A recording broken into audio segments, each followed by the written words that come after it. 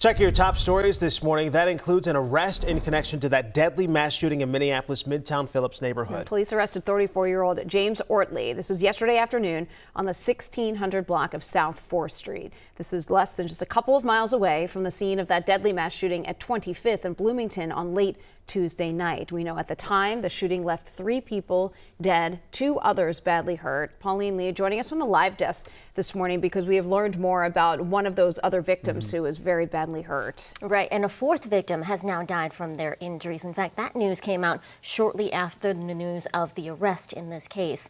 A family identified him as 28-year-old Loraz Rainey. And among the other victims, 20-year-old twin sisters Melise, who was still fighting for her life in the hospital, and Morel, who died at the scene. The twins' cousin says that the sisters were inseparable, and Melise will need a lot of support as she continues to recover. Those two were the best duo you could ever think of, like a powerful duo. And she's gonna need a lot of prayers mentally. That was her twin sister. Now, Smallwood says that she actually knows the accused suspect, Ortley, but still doesn't know why he might have carried out this attack.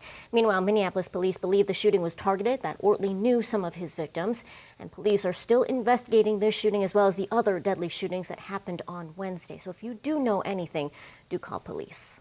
All right, Pauline joining us from the live desk this morning. Thank you. And new this morning, it's a tragedy out of Woodbury. Yeah, award-winning songwriter Jill Sobule died in a house fire Thursday morning. You may not know the name, but if you were alive in the 90s, you know that hit song, I Kissed a Girl. Hundreds of radio stations actually banned the song when it came out in '95. Her career stretched 3 decades. She released 12 albums addressing topics like the death penalty, anorexia, and LGBTQ+ issues. Authorities tell us they still are not sure how that fire started.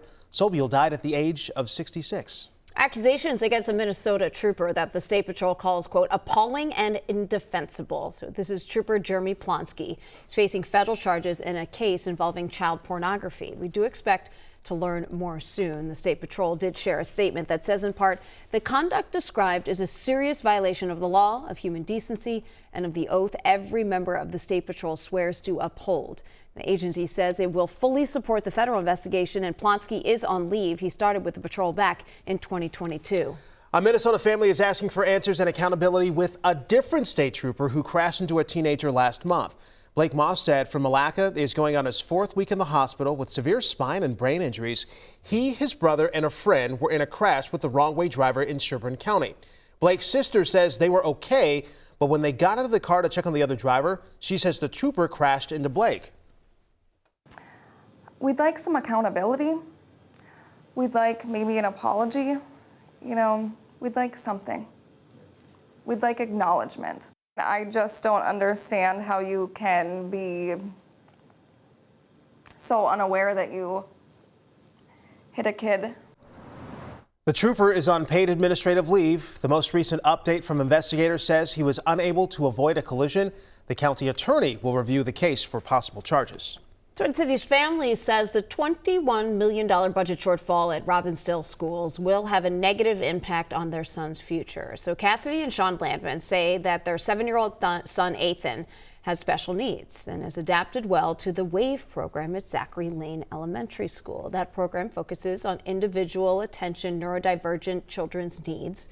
The Landmans say that staff told them that the program is being eliminated in part because of the budget shortfall.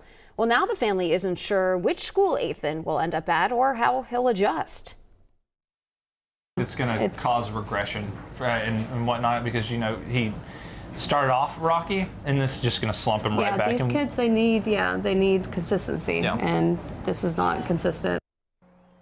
In a statement, the school district says eliminating the WAVE program at Zachary Lane has nothing to do with the budget shortfall and more to do with providing high-quality services for students with disabilities.